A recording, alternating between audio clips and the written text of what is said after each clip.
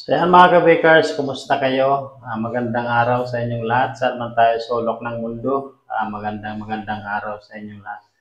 For today's video mga ka-bakers, samahan niyo ako, gagawa tayo ng recipe ng brownies na napaka budget recipe ito mga ka-bakers at hindi na ito kailangan ng oven or mga equipment sa bakery. Basta mayroon lang kayong kawali, kalan, magagawa nyo na ang brownies na to. Kaya kung gusto nyo itong ganitong recipe, panoorin nyo lang mga bakers kung paano natin gagawin. At napakasarap nito at napakadali lang.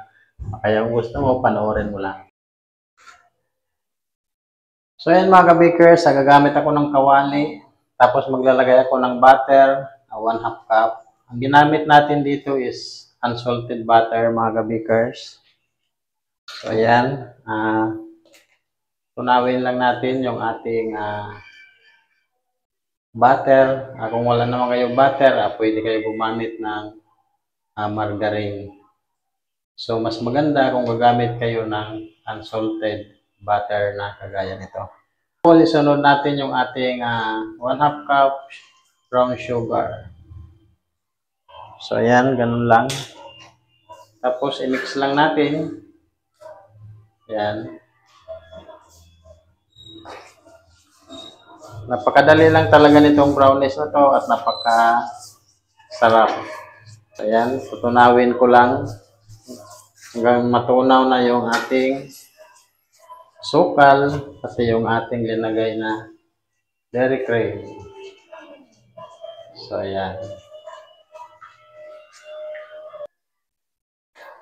So, ayan mga ka-bakers, pagkatapos ay isunod na natin yung ating 1/2 cup chocolate chips.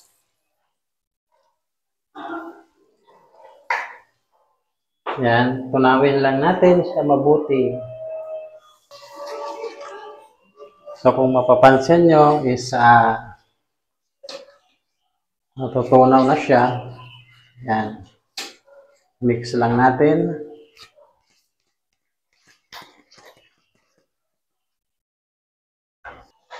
So napakasarap talaga nitong brownies na itong mga ka-bakers. Hindi nyo na kailangan bumili.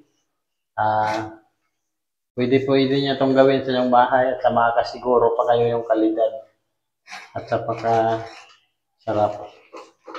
So ayan, pahinga muna natin.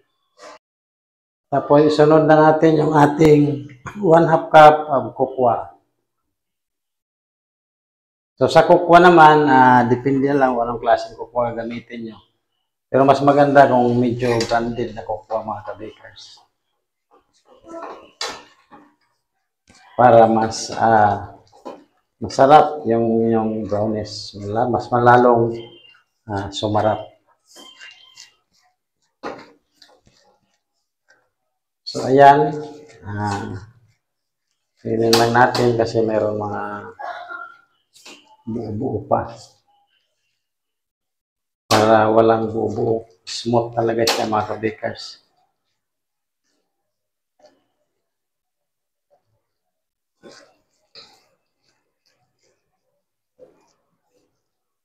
So pagkatapos ay patayin muna natin yung ating apoy. Tapos maglagay tayo ng 2 itlog. Ano to? XL ang size ng itlog na to, 2. Ayan, maglagay tayo ng 2 itlog. So, i-mix natin. So, i-mix lang natin mga ka-bakers. I-mix mabuti. Ayan, i-mix lang mabuti.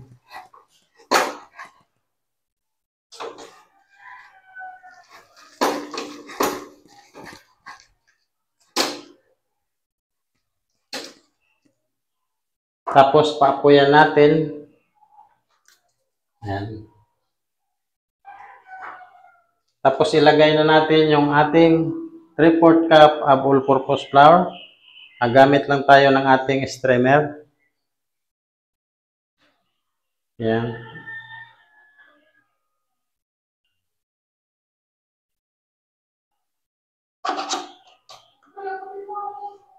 So, mix natin mabuti mga ka-bakers. Yan lang.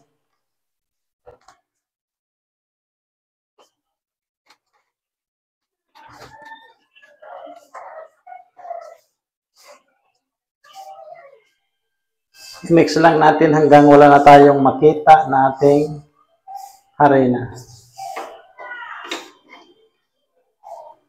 So, paapuyan natin para maluto ang ating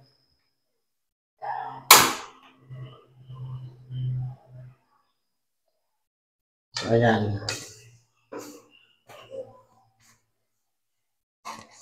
Mix lang natin mabuti. Mix lang hanggang wala na tayong makitang mga harina dyan. Okay na yan. Lulutuin lang natin siya ng mga 5 minutes para maluto yung ating harina. Mix.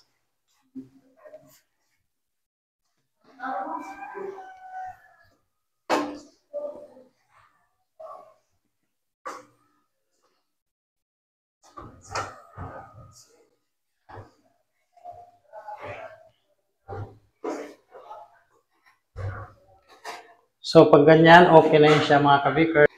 So, yan, dito natin siya ilalagay.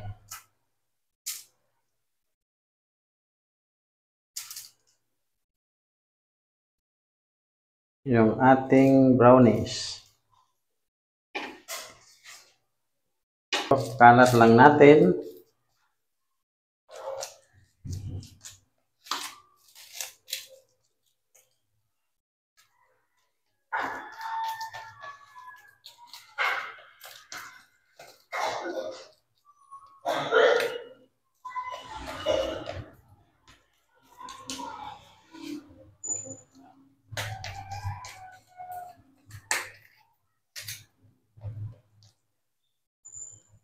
Parang madilim yung aking kusina. Yan.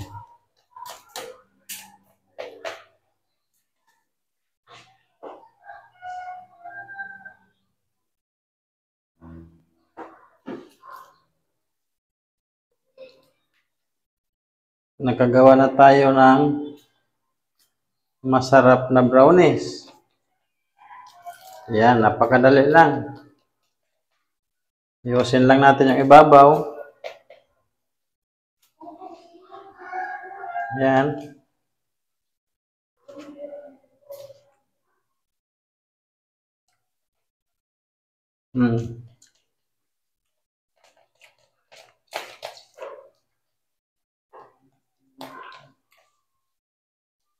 Yan, tapos lagyan natin sa ibabaw ng ito yung paglagay ko mani mga kabikers.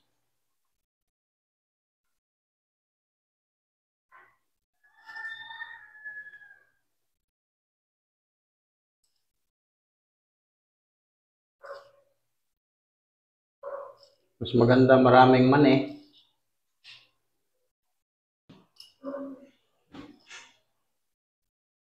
So, ayan. Pwede natin ito na siya para dumikit. Ayan.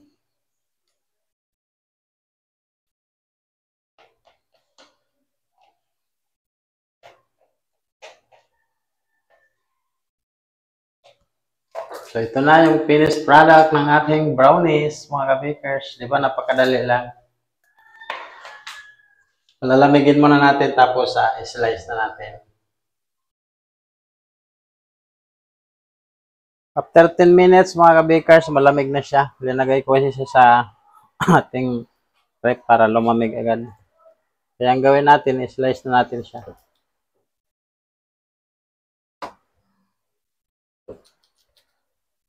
So, depende na lang kung anong gusto nyo ng laki ng mga kabakers.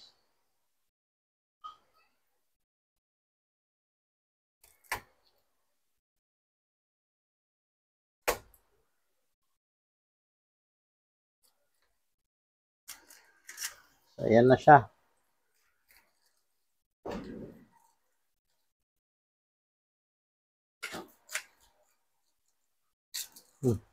Punit. Yan, ito na yung ating brownies mga kabakers. Oh.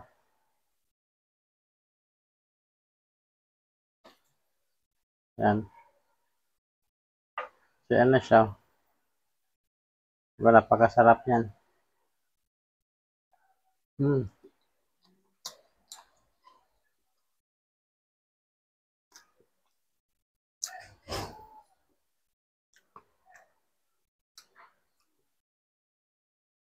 Ang sarap. Yan mga kabikers, kung nakaabot ka hanggang dito ng video na to, maraming salamat. Kung nagustuhan mo, huwag mong kalimutan like, share, subscribe na din para updated pa kayo sa mga video natin na gawin. Yan, ito ng finished product ng ating easy recipe. Napakadali lang at konti lang yung mga ingredients natin. Yan, guys, bye-bye.